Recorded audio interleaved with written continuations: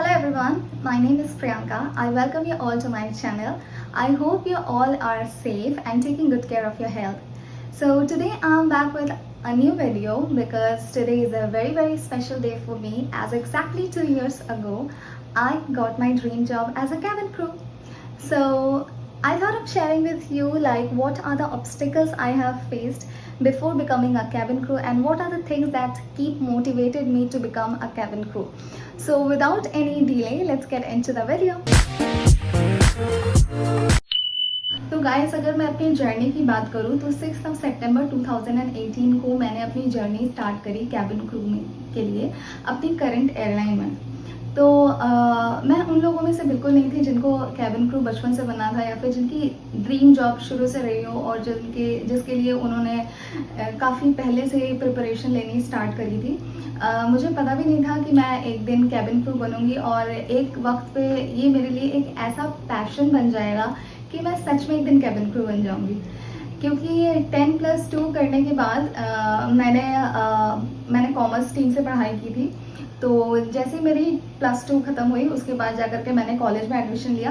10+2 करने तक मैं कॉमर्स में बहुत ज़्यादा ब्राइट स्टूडेंट थी, लाइक 90% स्कोर है। बट आई डोंट नो क्या हुआ, कॉलेज ज्वाइन करने के बाद वो फ्लो चला गया या फिर क्या हो गया नहीं पता।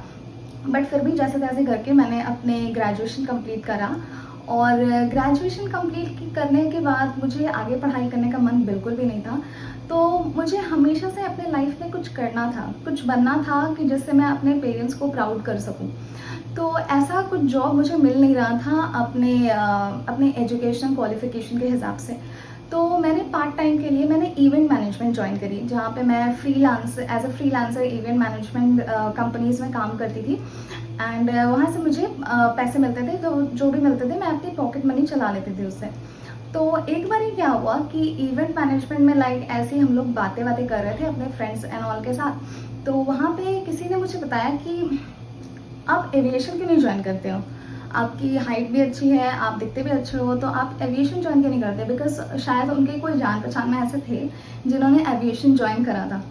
तो मैंने कहा कि एविएशन ज्वाइन करने के लिए क्या करना पड़ता है, बिकॉज मुझे कुछ भी नहीं पता था उस वक्त कि एविएशन ज्वाइन करने के लिए कैसे जाना होता है, कैसे इंटरव्यू के लिए तैयार होना होता है, कैसे पता चलता है कि इंटरव्यू कहाँ होने वाली है और कौन कौन सी कंपनीज हैं, इसके बारे में भी मुझे कोई आइडिया नहीं था guys. Because to be very honest, I belong to middle class family. तो फ्लाइट में ट्रैवल करना तो उतना ज़्यादा होता नहीं था। एंड फिर उसके बाद जा कर के मैंने उससे पता लगाया कि कैसे क्या होता है। तो उसने बोला कि उसके जो रिलेटिव या फिर जो भी थे जो एयर होस्टेस बने थे, उन्होंने कोई इंस्टीट्यूट ज्वाइन करी थी। तो इंस्टीट्यूट ज्वाइन करनी थी तो वो कैसे करना था, बिकॉज इंस्टीट्यूट में मैंने पूछा कि कितने क्या पैसे लगते हैं, क्या करना होता है वगैरह। तो उन्होंने मुझे बताया कि इंस्टीट्यूट में अराउंड 2 लाख या ऐसे कुछ पैसे लगते थे। तो मैंने सोचा कि इतने पैसे तो है नहीं मेरे पास, इतने पैसे मैं अपने घर से भी नहीं लेना चाहती थी। बिकॉज मैं उस वक्त कोशिश करती थी कि मैं जितना हो सके अपनी पॉकेट मनी हो गई या कुछ भी हो गया, अपना खर्चा खुद से निकाल सकूं। और मुझे सिर्फ उस वक्त 2 चीज़ें पता चली कि एक तो कैबिन क्रू बनने के लिए इंस्टीट्यूट ज्वाइन करना पड़ता है और दूसरी बात कि आपकी इंग्लिश फ्लुएंट होनी चाहिए। तो मेरी इंग्लिश भी उतनी ज़्यादा फ्लुएंट नहीं थी, क्योंकि मैंने जो अपनी पढ़ाई करी थी क्लास 10 तक वो मैंने हिंदी मीडियम स्कूल से पढ़ी थी। तो उसके वजह से मतलब ऐसा भी नहीं था कि मुझे इंग्लिश बिल्कुल नहीं आती थी। मुझे इंग्लिश आती थी, मतलब जो सामने वाला बोलता था वो मुझे समझ आ जाती थी, बट उसका फ्लुएंटली आंसर कैसे देना होता है वो मुझे नहीं आता था। तो इसी के लिए लगा कि पता नहीं कैसे क्या करना होता है, नहीं करना होता है। और उस वक्त मुझे नहीं पता था कि लाइक यूट्यूब में या फिर लाइक इतना गूगल में आप सर्च करके भी पता लगा सकते हो कि कैसे क्या करना होता है, नहीं करना होता है। बिकॉज उतनी ज़्यादा नॉलेज नहीं थी मुझे। मैंने अपना ग्रेजुएशन कंप्लीट किया था। आई अग्री कि मैं उस वक्त काफ़ी मैच्योर हो चुकी थी, बट वो है ना कि लाइक उतना ज़्यादा सर्फिंग वगैरह इंटरनेट की उस वक्त नहीं होती थी। एक फेसबुक के बारे में पता था, दैट्स ऑल। एंड उस वक्त शायद व्हाट्सएप ही नया नया आया था, if I am not wrong. So जो भी है, तो उसके बाद क्या होता है कि ऐसे करके मैंने एक बारी लाइक ऐसे ही रैंडमली मैं फेसबुक में कुछ सर्च कर रही थी। तो वहाँ पे जाकर के मुझे एक वेबसाइट के बारे में पता चलता है, जहाँ पे उन्होंने वो रिक्रूटमेंट वगैरह होती है ना, जहाँ पे मतलब हायरिंग एंड ऑल सब होती है कंपनीज़ की। तो उस पेज को मैंने फॉलो करके रखा था। तो उस पेज में एक नोटिफिकेशन आता है कि लाइक 10+2 और ग्रेजुएशन लेवल वाले जो है वो लाइक एयर होस्टेस जॉब के लिए अप्लाई कर सकते हैं करके। और वहाँ पे लोकेशन दी हुई थी, तो जो लोकेशन थी वो मेरे घर से क्लोज थी, ज़्यादा दूर नहीं थी। तो मैंने सोचा कि ठीक है, इंटरव्यू में चली जाऊँगी। तो फिर मैं इंटरव्यू में गई and guys you won't believe, मुझे उस वक्त ये भी नहीं पता था कि इंटरव्यू में कैसे जाना होता है। मैं नॉर्मल जीन्स एंड टॉप में चली गई थी इंटरव्यू में। मैंने अपने उस वक्त मैं कान पे रिंग्स पहनती थी, तो वो मैंने अपने इयररिंग्स भी चेंज नहीं करे थे, बिकॉज कोई आइडिया नहीं था कि कैसे क्या होता है। तो वहाँ पे जो भी हो, मेरा इंटरव्यू हुआ। होने के बाद जाकर के उन्होंने बोला कि like we will call you if you will be selected, ऐसे करके। तो मैंने बोला ठीक है। तो फिर मैं वापस घर चली गई और उसके अराउंड आई गेस 4 और 5 डेज़ बाद मुझे कॉल आता है। So like it was official call from like जिन्होंने कॉल करा उन्होंने ये बोला कि वो ऑफिशियली एक सर्टन कंपनी से कॉल कर रहे हैं और मैं जो हूँ मैं सिलेक्ट हो गई हूँ। तो मैं तो खुश हो गई कि मैं सेलेक्ट हो गई करके। और उन्होंने बोला कि आपने जहाँ पे इंटरव्यू दिया था वहाँ पे आप कोऑर्डिनेट कर लो कि आपको कैसे क्या करना है करके। तो मैंने बोला कि ठीक है। तो फिर जिस नंबर पे मेरी बात हुई थी, तो मैंने उसमें कॉल करके बोला कि मुझे ऐसे ऐसे करके कॉल आया है, और वहाँ पे उन्होंने बोला मुझे आपसे कोऑर्डिनेट करने के लिए कि मुझे कैसे क्या करना है आगे। तो उन्होंने बोला कि आप नेक्स्ट डे आ जाइए और मैं आपको मैसेज भेज देता हूँ कि आपको क्या क्या चीज़ों की ज़रूरत होगी। तो उन्होंने मुझे सारी चीज़ों की डिटेल्स भेजे, और डिटेल्स भेजने के बाद उन्होंने लास्ट में लिखा था कि like you will have to pay 9,000 rupees as a pre joining fees and after that you can join the company. तो एक बार के लिए मेरे दिमाग में आया, मतलब उस वक्त तो कोई आइडिया नहीं था कि कैसे क्या होता है नहीं होता है। तो मैंने बोला ठीक है, 9,000 ही पे करना है। और वो जो हमें सैलरी का पैकेज दे रहे थे उस वक्त वो अराउंड 25,000 की थी। तो मैंने कहा ठीक है, 9,000 एक बार पे करना है और उसके बाद 25,000 करके तो सैलरी आने वाली है हर मंथ। तो मैंने ये सोच के मैं नेक्स्ट दिन चली गई। तो पता नहीं कैसे ये चीज़ मेरे दिमाग में आई। मैंने जब वहाँ पे जो बैठी थी HR जो मेन डेस्क में बैठी थी, तो उनसे मैंने पूछा कि मैम अगर मैं आपको ये 9,000 रुपीज़ पे करूँगी आज, तो क्या मैं जॉब के लिए सिलेक्ट हो जाऊँगी? तो उन्होंने मुझे बोला कि आप अगर 9,000 रुपीज़ आज पे करते हो तो आपको लाइक हम ट्रेनिंग देंगे जो 10 डेज़ या 15 डेज़ की होगी, और उसके बाद जाकर के आप इंटरव्यू देने के लिए जा सकते हो। तो उस वक्त मुझे आइडिया नहीं था कि कंसल्टेंसी नाम की भी कोई चीज़ होती है। तो मुझे इस चीज़ का रियलाइजेशन अब होता है कि वो कंसल्टेंसी थी। और फिर उसके बाद जाकर के आई डोंट नो व्हाट मेरे बैक ऑफ द माइंड में क्या चल रहा था, नहीं चल रहा था। और वो जो जॉब थी वो ग्राउंड स्टाफ की जॉब थी, वो कैबिन क्रू की जॉब नहीं थी। तो नेवरदलेस उसके बाद जाकर के मेरे बैक ऑफ द माइंड पता नहीं क्या चल रहा था। मैंने उनको बोला कि okay ma'am, is it okay if I just come back, मतलब मैंने हिंदी में बोला कि मैम मुझे ना कॉल करना है अपने घर में, तो मैं आती हूँ थोड़ी देर में। तो ये बोल करके मैं वहाँ से निकल गई और मैं वहाँ से निकल के अपने घर वापस आ गई। और मैं घर वापस आके मैंने ये चीज़ अपनी मॉम से डिस्कस करा कि मम्मी देखो वहाँ पे ऐसे ऐसे करके वो बोल रहे थे। तो मेरी मॉम ने बोला कि उनको भी कोई आइडिया नहीं था कंसल्टेंसी में किस तरह से काम होता है, इसके बारे में उनको भी कोई आइडिया नहीं था। तो उन्होंने बोला कि तुम देख लो, तुमको जैसा लगे ऐसा करके। तो फिर उसके बाद जा कर के फिर मैंने छोड़ दिया, फिर मैं इंटरव्यू के लिए नहीं गई। एंड एक और इंसिडेंट होता है इसके बाद, जब मतलब कि मुझे मेरी एक फ्रेंड बोलती है कि किसी BPO में हायरिंग हो रही थी। तो उसने मुझे बोला कि लाइक तेरी इंग्लिश ठीक है? मैंने कहा कि हाँ, मतलब मुझे तो समझ में आता था कि आगे वाले लोग कैसे इंग्लिश में बोलते नहीं बोलते करके, और कैसे जवाब देना होता है, बस उसमें थोड़ी बहुत दिक्कत होती थी मुझे। तो मैंने उसको बोला कि हाँ देख, मुझे इंग्लिश तो आती है बट वही थोड़ा सा बोलने में फ्लुएंसी नहीं है उतनी ज़्यादा ऐसे। तो मेरी फ्रेंड ने बोला कि ठीक है कोई बात नहीं, बिकॉज़ वहाँ पे एनीवे वहाँ पे सेलिंग का काम होता था। लाइक वहाँ पे जो फ़ोन प्लान्स होते थे, टेली मार्केटिंग कंपनी थी वो, फ़ोन प्लान्स होते थे, वो हमें सेल करना होता था। तो उसकी एक सर्टेन पिच होती थी जिसको हमें फॉलो करके सेल करना होता था। तो उसने मुझे बोला कि वहाँ पे वो लोग पिच देते थे जिसको फॉलो करके सेल करना होता है। तो मैंने कहा ठीक है। तो मैं वहाँ पे इंटरव्यू के लिए गई, मैं वहाँ पे इंटरव्यू के लिए सिलेक्ट हो जाती हूँ। और फिर उसके बाद जा कर के thanks to lord, I think भगवान चाहते थे कि मैं कैबिन क्रू बन जाऊँ या फिर पता नहीं क्या, बिकॉज मेरे को कोई आइडिया नहीं था कि कैसे क्या होता है। तो मैंने बोला कि ठीक है, मेरी इंग्लिश भी थोड़ी अच्छी हो जाएगी अगर मैं यहाँ पे काम करूँगी तो मैंने वो कंपनी ज्वाइन करी एंड वहाँ पे सेलिंग का काम होता था, वो अच्छा चल रहा था मेरा। मैंने इंग्लिश अपनी वहाँ से थोड़ी थोड़ी करके ब्रशअप करी एंड वहीं पे ड्यूरिंग द टाइम वहाँ पे काम करते करते ही मुझे पता चला, मतलब वहाँ पे मेरी एक कलीग बन गई। तो मेरी कलीग की जो सिस्टर है वो इंडियन एयरलाइन में वो कैबिन क्रू है। तो मेरी बहुत अच्छी फ्रेंड है वो, मैं उसका नाम नहीं लूँगी obviously, but I look up to her so much because उसने मेरी बहुत हेल्प की, उसने मुझे बहुत मोटिवेट किया इस इंडस्ट्री में आने के लिए। तो उसने मुझे बताया कि उसकी दीदी ने कैसे क्या करा था, क्या नहीं करा था, और उसने मुझे सजेशन दिया कि तुम YouTube में देख सकती हो बिकॉज YouTube में भी सारी चीज़ों के डिटेल्स मिल जाते हैं। तो मैंने वहाँ पे YouTube देखना स्टार्ट करा और तब जा कर के मुझे पता चला कि आपको इंस्टीट्यूट ज्वाइन नहीं करना पड़ता है। अगर आपकी इंग्लिश अच्छी है, अगर आपकी हाइट अच्छी है, अगर आप बोलने में भी अच्छे हो तो आप कैबिन क्रू बन सकते हो।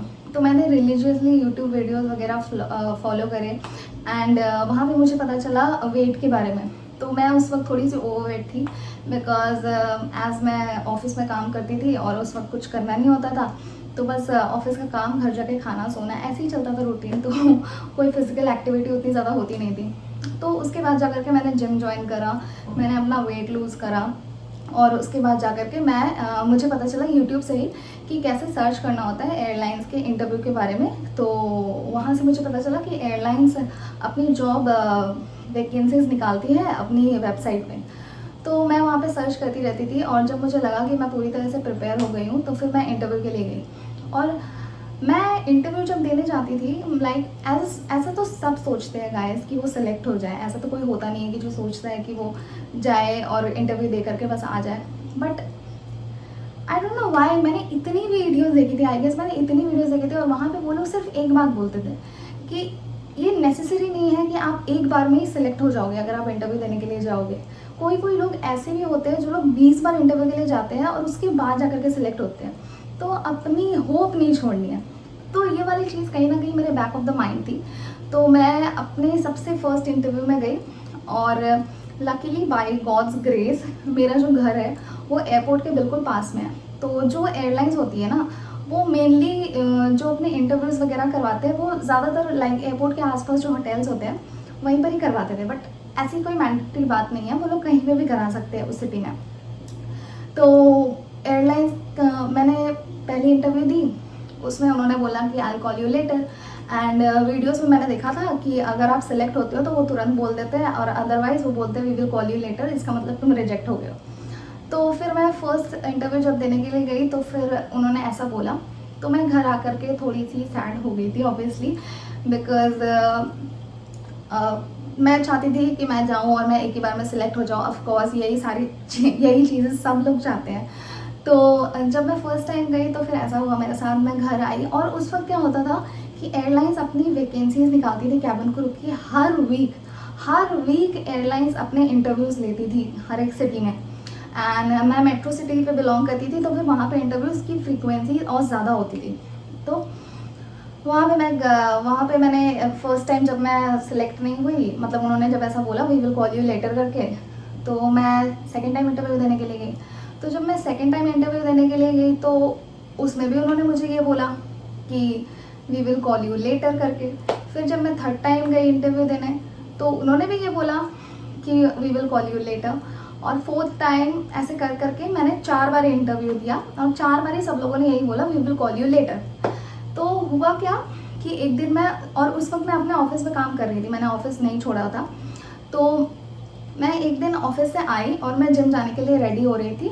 तो अचानक से जस्ट बिकॉज एयरलाइंस ने मुझे बोला था we will call you later करके, तो फिर भी एक बैक ऑफ द माइंड वो होप था कि मे बी शायद वो मुझे मेल करे या फिर कॉल करे। तो मैं अपने मेल्स ऐसे चेक कर रही थी और मैंने ये भी चेक करा था कि आने वाले हफ्ते में एक और एयरलाइन की इंटरव्यू होने वाली, लाइक 2 और 3 डेज़ के गैप में। तो मैं उसके लिए भी चेक कर रही थी। तो मुझे उस वक्त मेल आता है मेरी करंट एयरलाइन से that you are selected for the next round of interview. तो गाइस वो जो हैप्पीनेस थी वो अनदर लेवल थी। बिकॉज फर्स्ट ऑफ ऑल मैंने एक्सपेक्ट ही नहीं करा था कि मैं सिलेक्ट हो जाऊंगी ऐसा करके। बिकॉज जिस एयरलाइन से मुझे मेल आया था उसकी इंटरव्यू मैंने 14 डेज पहले दी थी, और एग्जैक्ट 14th डे पे उनका मेल आता है that you are selected for your second round, this is the location, you have to come by this time, ऐसा करके। तो मुझे पहले तो बिलीव ही नहीं हुआ कि मैं सिलेक्ट हो गई हूँ सेकेंड राउंड के लिए। तो मैंने क्या किया, वो मेल मैंने अपने फ्रेंड्स को एंड मेरे ब्रदर को सेंड किया चेक करने के लिए कि मैं सही देख रही हूँ या फिर मैं कुछ गलत देख रही हूँ। तो उन्होंने कंफर्म करा कि हाँ इंटरव्यू होने वाली है करके, तुम सिलेक्ट हो गई हो सेकेंड राउंड में। तब जा कर के मुझे बिलीव हुआ कि हाँ मैं सिलेक्ट हो गई हूँ। तो सेकेंड राउंड देने के लिए मैं गई, तो वो वाले इंटरव्यू जो थी वो टॉप लेवल मैनेजमेंट के एक पर्सन के साथ हो रही थी। तो जिसके बारे में मैं अपने आने वाले फ्यूचर्स वीडियो में शायद आपको और ब्रीफली बताऊँ कि उन्होंने क्या क्या क्वेश्चन पूछे और किस तरह से मैंने उनका आंसर्स दिया करके। तो वो इंटरव्यू होने के बाद उन्होंने बोला कि we will call you later, the same thing. मैं वहाँ से आ गई अपने घर वापस।